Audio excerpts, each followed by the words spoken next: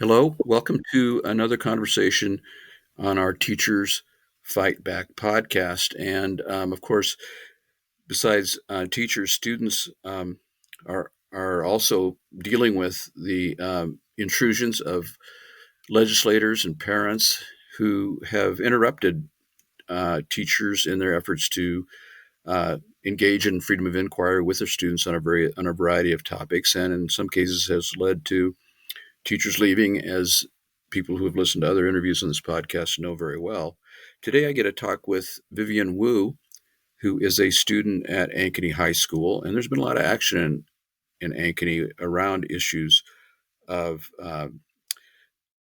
critical race theory. And what we'll learn about is House File 802 and how it's influencing students as well as teachers inside Ankeny School and elsewhere.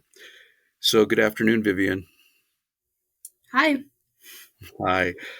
Uh, we have a lot to talk about, but first, let me just hear a bit about yourself and your school. Um, I know you're a journalist and a junior, isn't that correct? Yep, that's correct. Heading toward your senior year. So, uh, again, tell us about yourself. Tell us about how you got to Ankeny, or whatever you want to dive into, and I'll be asking questions because I'm interested. All right. Well, my name is Vivian Wu. I'm born and raised here in Ankeny, Iowa. And as you said, I'm a journalist. I'm a co-editor for The Talon, which is my school's newspaper, Ankeny High School's newspaper. Um, I'm very interested in, the recent legislation that's been going on in Iowa, and I've really seen firsthand how it's been affecting my education and students around me. Um, like recently, this anti LGBTQ legislation in the government, circulating the government, has definitely impacted students. It's resulted in, books being banned, the possibility of certain education being restricted, and it has impacted a lot of my fellow peers and friends as well. And that's something that I wrote a couple articles about for my school paper. Hmm. And tell us a little bit about the specific, what, how does it make, how does, do these developments make students feel? And we're talking about, in this case, this LGBTQ or anti-LGBTQ legislation that's been proposed and signed uh, signed within the by the governor in the Iowa legislature and executive. So, right, how tell us a little bit about how it's making students feel and how it makes you feel in terms of your relationships with your friends and so forth.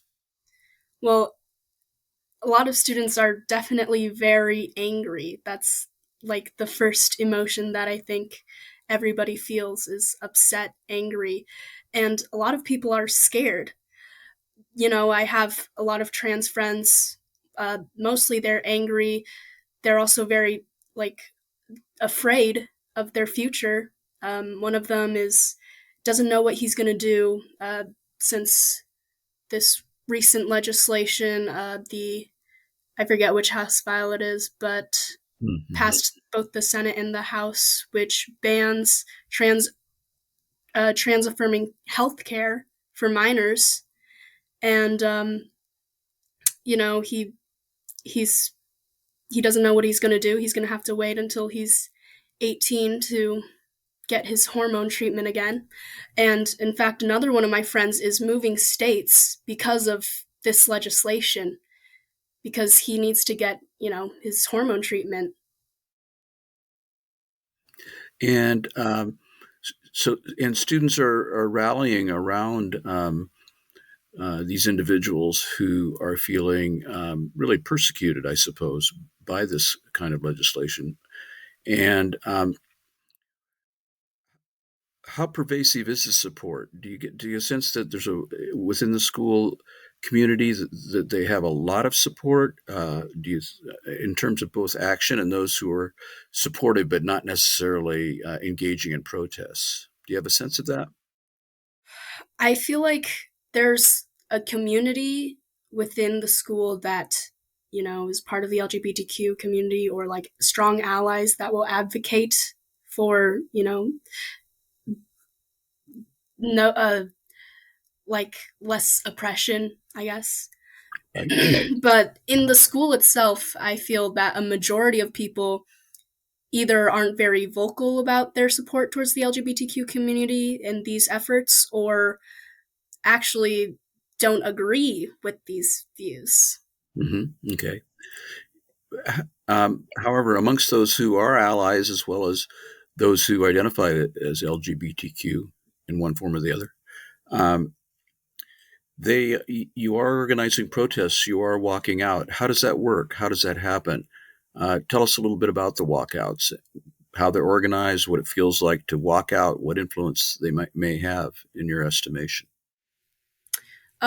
So both of the walkouts, one last year and one this year, were organized by basically one student, and her name is Gemma Bullock. She Mm-hmm. is incredible. She's just like very ambitious and has a lot of integrity. But yeah, last year I think she organized it basically by herself, along with the school's GSA, which was the leader of the school. The teacher sponsor of the GSA is Miss Blahanka. There was That's the some, Gay Straight Alliance, right? yeah. Mm-hmm. Okay.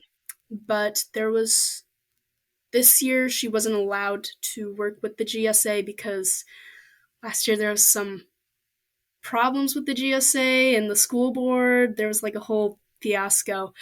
But yeah, she worked with some organizations in Iowa, Iowa QSA, Iowa WTF, to organize the statewide walkouts.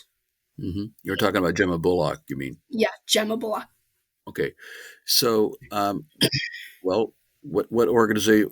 So, Gemma, did she approach you, for example, individually, and say, "You can help? Can you help me?" And in turn, you said yes. And then, did you reach out to others? How did it happen on the ground? Do you think? I think most of it was on social media. Like she would post Mm-hmm. it on her story, share. She would be like, "Spread the word," and people would repost it on their stories. Mm-hmm. Okay. And that was a method of networking and getting the word out. So the day comes, the hour happens, and people get up and walk out of their classes just sort of spontaneously. Is that what happens? We did it during like a passing period, so in between classes, we Oh, just okay. left, met up at the front entrance of the school, walked out a little bit to like a field, and Mm-hmm. yeah, that's where people had signs, people were giving speeches. What were the contents of the speeches? What were the signs? What did they say? Um, I don't remember quite what the sign said, but a lot of people, um, in their speeches, a lot of people gave speeches, which is really great. They shared a lot of their own experiences with homophobia. They shared, their parents are homophobic, or like they were bullied a lot in school. There was a lot of bullying that I heard. And they talked about, Kim Reynolds, the government, how this impacts like LGBTQ kids, stuff Mm-hmm. like that. Okay. And so, did the protest go on for, let's say, an hour, as was one after the other of the students gave some testimony about their experiences? Did it take quite a while? Yeah, I think it took like 2 or 3 class periods. Mm-hmm. So, like Yeah. 1.5 hours, maybe. Okay. And was it covered by the news media? The one last year was. The one this year wasn't, I don't think. But Okay. Gemma did get interviewed by, I forget, it was some international press, or not international, national press. Mm-hmm. Okay. And certainly you attain some visibility. People can see protests. They can see that action taking place. Sometimes it gets press attention, and certainly the most recent statewide walkout got, I thought, a significant amount of press attention. Uh, what's your sense of how that affects uh, the LGBT community within your school and allies? Does it what emotions does that evoke? Does it give a sense of solidarity while at the same time uh, a sense of action taking place? I mean, I don't want to put words in your mouth at all, but what's your thinking on that score? I think there was definitely a lot of solidarity, but at this walkout, a lot of people were a little bit cautious or apprehensive. Like they knew that this one walkout wasn't going to do much. A lot of people thought this is going to be the first of many walkouts, and that's what's going to make the impact. But they didn't think the walkout itself would make would really change anything in the school board or in the government. But maybe one walkout after another, one disruption Yeah. after another could possibly make a difference. So what happens next then? Well, we there were more walkouts, not at our school, but at the Capitol that were organized after that. And I think Gemma does plan on organizing more walkouts. But as for next year, I have no idea what we're going to do because Gemma's going to be gone. Mm-hmm. So And she's the spearhead of this action. Is there anybody that might step to the plate and take her place? I think maybe. Mm-hmm. There's a organization at Johnston High School called CORE, which is the Committee on Racial Equality. It's a student organization. Is there anything?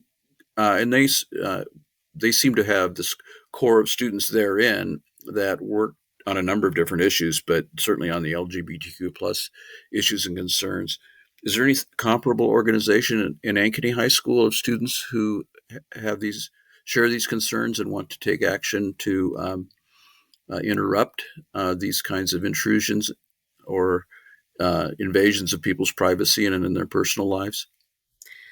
We actually used to have a core club at our school, Mm-hmm. which was started by my brother, but it was shut down after he left, basically. And they What's fired. what? Sorry, no, continue. No, I interrupted you. I'm sorry. You're saying about your brother Oh, yeah. and how he spearheaded that particular the formation of a core committee on racial equality in your school, and then you said he left. He must have shared your viewpoints as he went off to college, I suppose, or maybe you're right. And and you said then it got quote unquote shut down. That's the word you used. So I was just kind of wondering who shut it down, or did it die because of a lack of leadership? I'm pretty sure it was the school board that shut it down because I know the adult sponsor of that club was Principal Apple, and he got fired. I think, well, not fired, but resigned last year. Yeah, I'm pretty sure last year, as in the start of this year. Yeah. So, Mr. Apple or Dr. Apple, he was the principal of Ankeny High School, and he left or Mhm. resigned. Yeah. Basically, it's the same situation as Covington, I think, where he was basically pressured to quit, but don't quote me on that. I don't know. I don't know for sure. Okay. Well, it sounds like an important story to figure out whether the reasons for Mr. Apple's resignation. It would be important to know, I think, if he also, like Nicholas Covington, a teacher at Ankeny High School, whom we'll talk about in a little bit, he left under the kinds of pressure from various sources that I want you to talk about, and felt that he had to leave the school after 10 years of teaching history there and other social studies subjects. Um, so you're looking toward next year, right? Because you'll be a senior, is that correct? And Hmm. you'll be staying with the Talon. Okay. Um, so let's do talk a little bit about Nicholas Covington's situation. I learned quite a bit about Mr. Covington's leaving because it was actually reported on in the Talon by Sophia Rolling. Do I have that correct? That's drawing on my memory here. Sophie Rolfing. Rolfing, okay. And she wrote a very interesting story about Mr. Covington and his reasons for leaving. But tell me a little bit about you. You had him as a teacher. Did you take European history from him? Yes, I did. Advanced placement European history. So give me your impressions of that whole situation. Talk to me a little bit. In fact, I'm really interested in your experiences in school more generally. That is, the classes you take and your experiences therein. But just focusing for this moment on Nicholas Covington. Um, Tell me about that whole event from your perspective. Maybe start off with what it's like to be in a European history course, and maybe if you're aware of them, the kinds of subject matter he was covering that got that upset certain people who felt they had to intervene and do something about what he was teaching. The class was like a very fun class. I think it was one of the most memorable classes that I took last year because of Mr. Covington. He was just such a great guy, and everyone, like all of the students, really admired him. Um, yeah, the Why? class. Oh, What? sorry. Why did they admire him? Because he's just a very chill, nice guy, and he doesn't teach in a conventional way, like with grades and tests. He didn't really care that much about, your scores on tests, Hmm. but he really just taught because he loved teaching that, you know, loved the subject matter, I guess. Okay. Uh, All right. So again, I interrupted you because I was interested in your feelings about the class and what was going on. But please continue. Tell me about the course that he taught in unique and unique fashion. I suppose used different methods than some other teachers, perhaps, but graded and and showed a certain disinterest with grades as compared to with just having you actually engage the material. Is that a fair thing to say? Yeah. Okay. So yeah, tell me more. It's a European history class, advanced placement. Um, there, do you recall what the subject matter was, for example, that he was teaching, or that got him that antagonized certain folks in your community, or anything else that you remember about the teaching and experience there? So when I had him, I don't think he really taught anything that was like bad. But I heard that the previous year, this is what the now seniors told me. So take this as you will, I guess. They told me that last year he showed a video towards the end of the year. He showed a video to some of the classes that he taught in AP Euro that had some sort of CRT subject matter. Critical race theory matter, okay, Yeah. mm-hmm.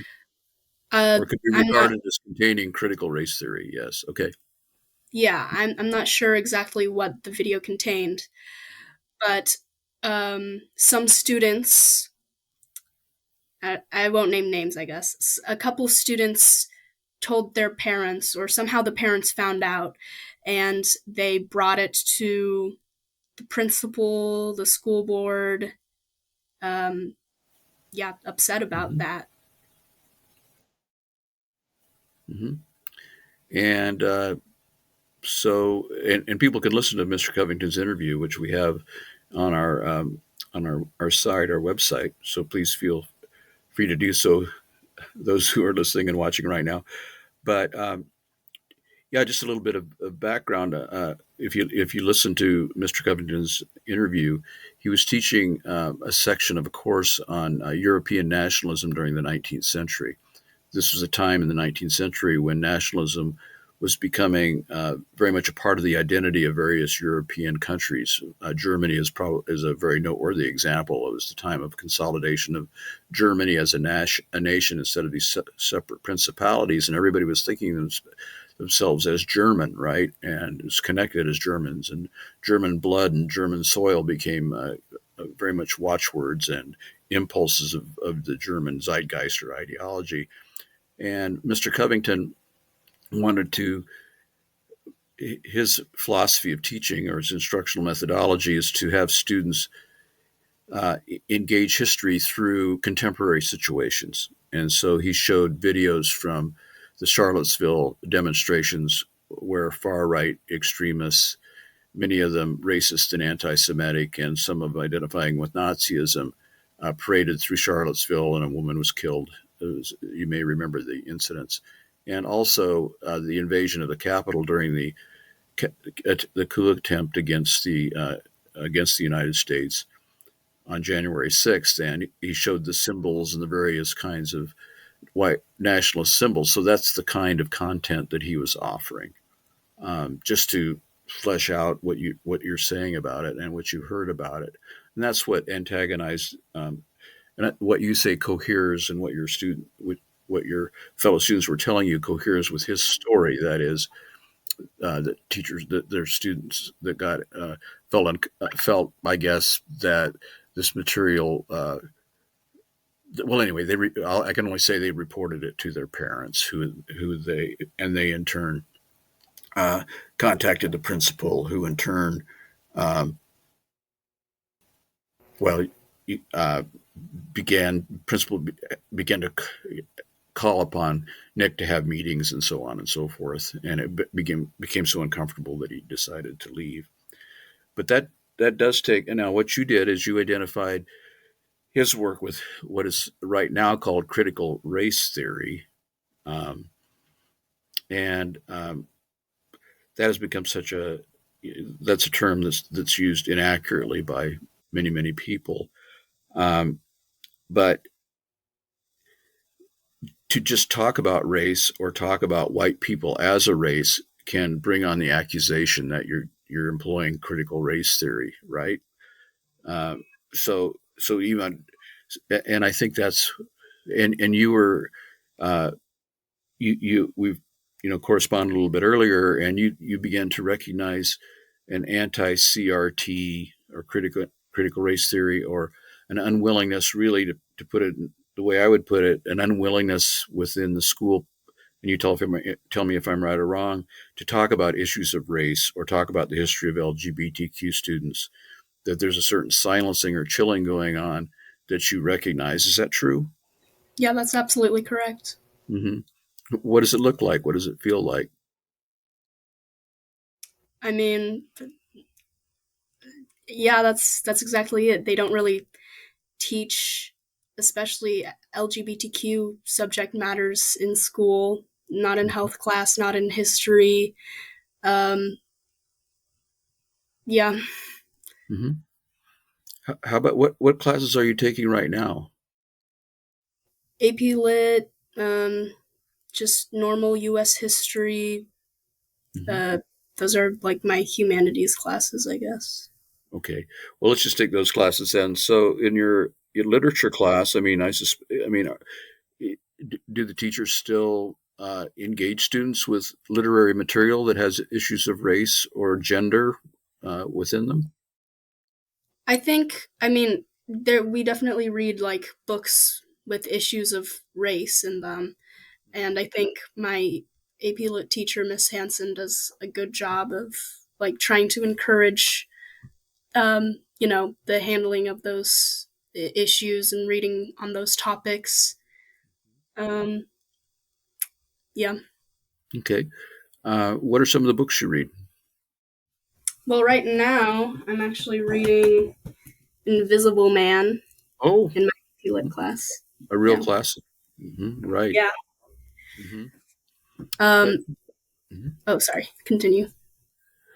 No, I don't want to interrupt your thoughts. I just, I'm interested what do you think of these issues as you read about them, and wondering if you can sense within the conversation a certain reluctance, perhaps, to engage in certain conversations about, what happened to the main character in Invisible Man, that sort of thing. Mm, I don't think my teachers are afraid to like stray from that topic, but I definitely sense that sometimes in class discussions, with other students, there is like they are a little bit scared to mention, you know, uh, mention some things about race, possibly Hmm. because they're afraid. Afraid. Yeah, yeah, exactly. Well, fear is a big part of all of this. Uh, Teachers who are afraid, students who are afraid of quote unquote getting in trouble or alienating others. That's fear is a tremendously powerful force, and I get a sense that that's careening through schools, certainly amongst different populations. That's for sure.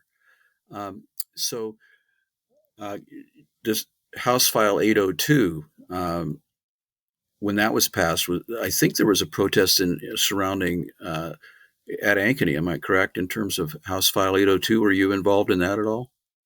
Yeah, I attended that protest last year. There was like that was the walkout that we did last year. Okay, and well, you should tell our audience a little bit about House File 802, and what it, if you can remember, and what how it restricts certain things that teachers can actually offer students. Yeah, as far as I'm aware, it was like a bill that restricted certain topics about gender, sexuality, or race from being taught in classrooms. Yeah, that's all I remember. Well, that's fine. Yeah, it specifically in terms of language, it outlawed any discussion of, well, you couldn't use the words systemic racism in schools. You could talk about racism, but you could not assert that it was in any way systemic, either now or in the past, which some would argue is ridiculous to uh, cut off any mention of the fact that there was systemic racism, because many, I think many would argue that it's been demonstrated quite convincingly through mountains of research that that systemic racism has been a part of the American experience, both historically and the contemporary situation. But um, uh, and then also that, and this is what you were talking about earlier, there should not be a discussion of that would be of a divisive concept. There are no divisive concepts that should be actually discussed because it might make certain students uncomfortable.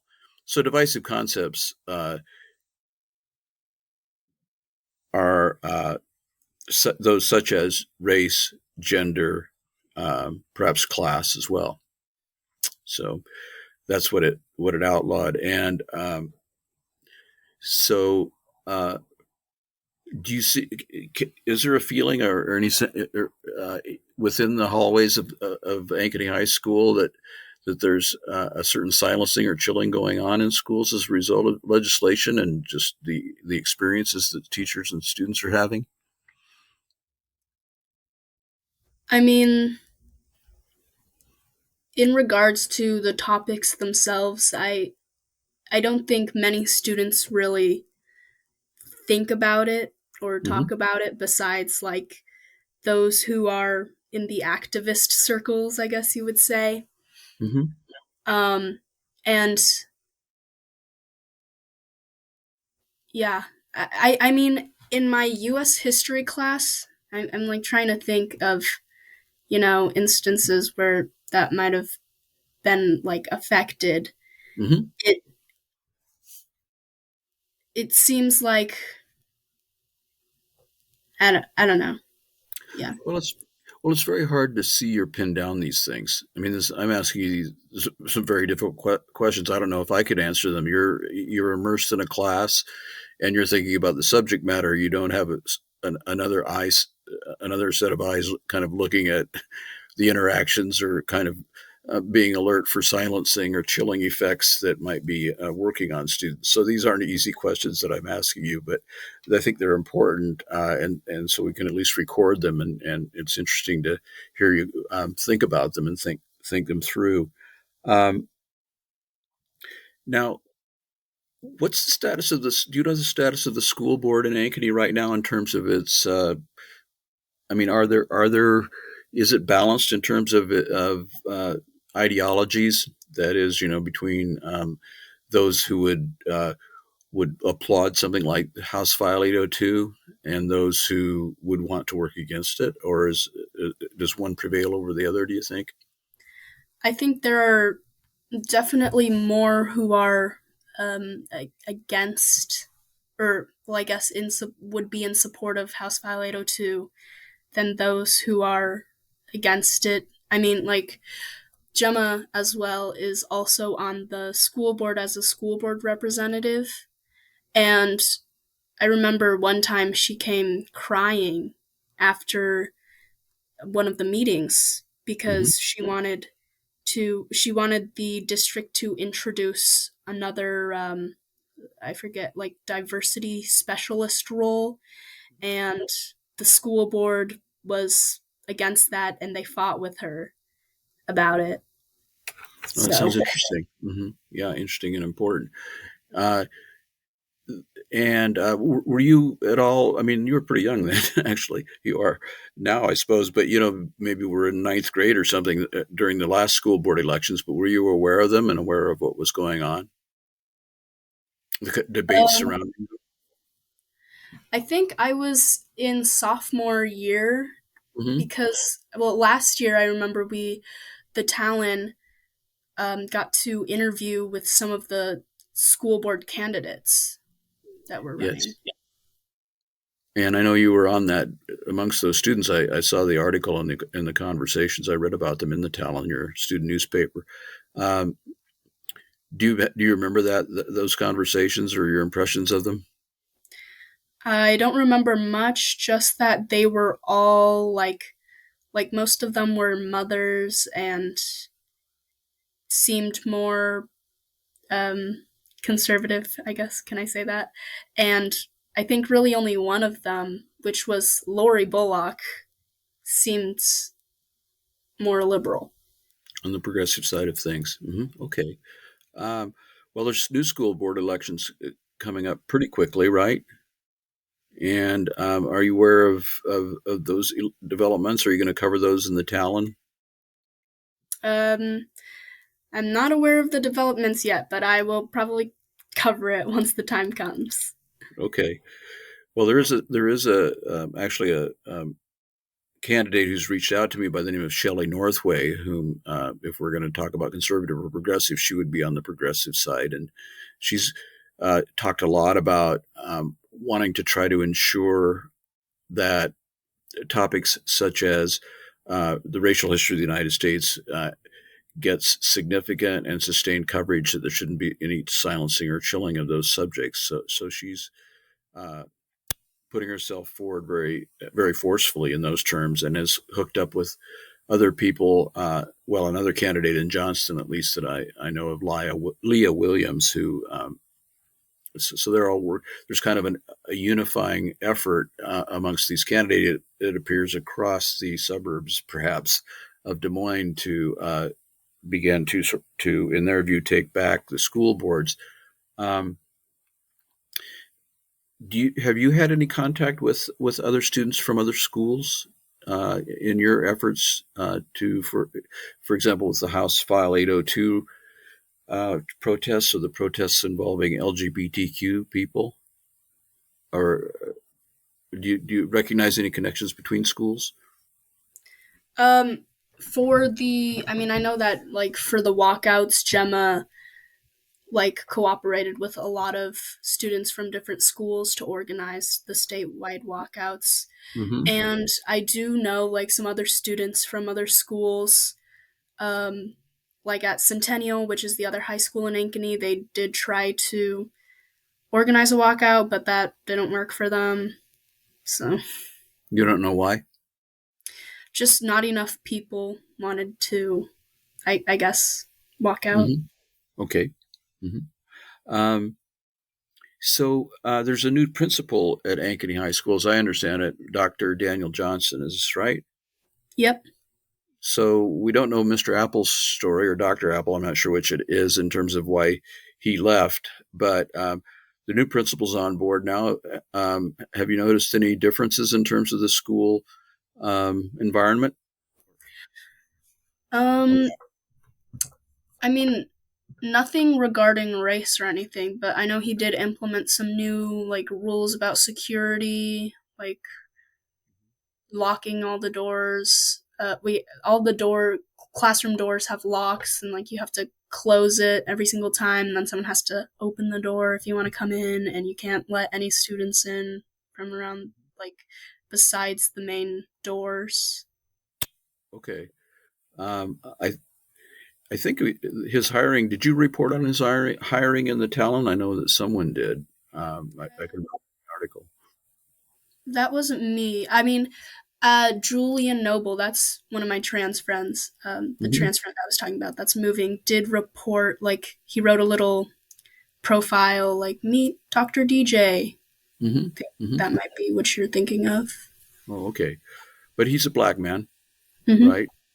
Um, now, just um, I just want to ask a couple of more questions, really, and you can tell me anything else that you might have crossed your mind. Um, well, first of all, it crossed my mind as how do you feel going into your senior year? Are you eager to get beyond high school and move on, or are you looking forward to it? I am definitely looking forward to graduation. Okay, right. But in the meantime, are you going to vigorously? I assume you'll vigorously pursue your work as editor of the Talon, right? Yep. I mean, that sounds like a lot of responsibility. I guess. I mean, I'm a co-editor, and Hmm. my journalism teacher, Miss Hanson, is like really supportive. So. Great, and allows you to do the stories that you feel you need to do. Mhm. Okay. Um, but I also wanted to mention to our viewers that you are an award-winning journalist, not in addition to being an editor, and won an award for your uh, work in the digital realm. I think I guess the Snow Award, SNO, correct? What's that? Mhm. So basically, the website that we use to host the Talon, our Hmm. online um, paper, has this monthly like competition thing. I guess you can like every single story that gets published onto the website. Every month, they look at all of them and then they choose some of the best stories that have been published, Hmm. and you get a little award. Well, that's nice. But you're also a videographer. Does that mean that you have an interest in film and that kind of way of telling the news? Yeah. That's great. Um, I think we're starting to break up a little bit and freeze up again. So I don't want that to happen to us. What else? Is there anything that you want to say in conclusion? Um,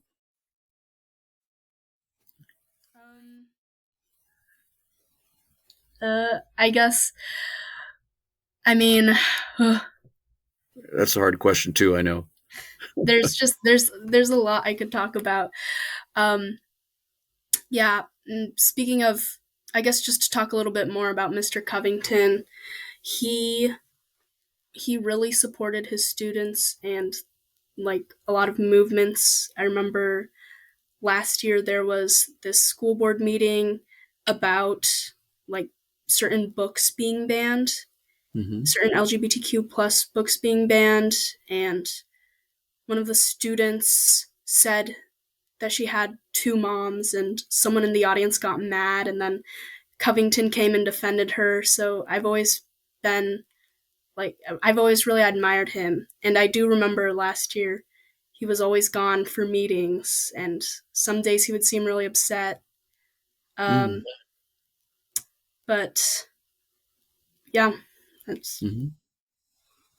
Well, I know that he felt very good about the support he received from some of his allies within the student body.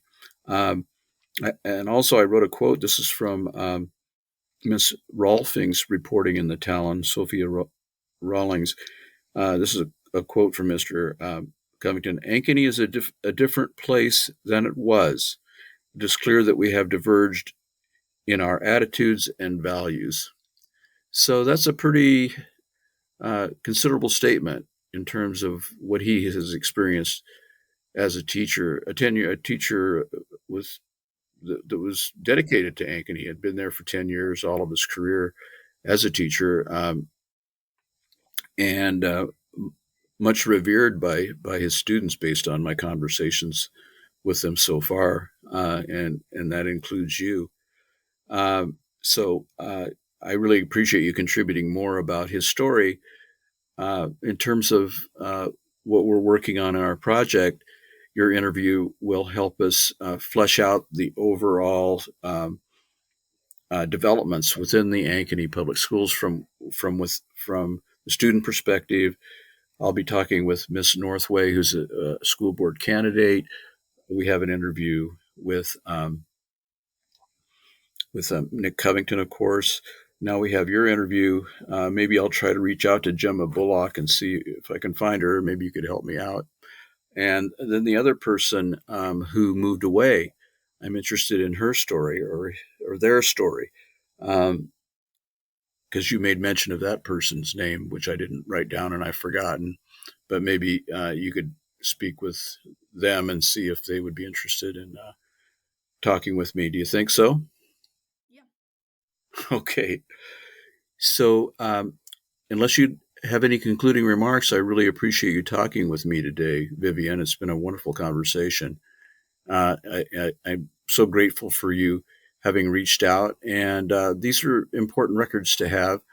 And I also want this the website and these conversations to be a source of support for teachers and for students who are like-minded in their desire to have schools as spaces where there can be freedom of inquiry and wide-ranging discussion, and all questions can be asked and all answers available for critical thinking, right?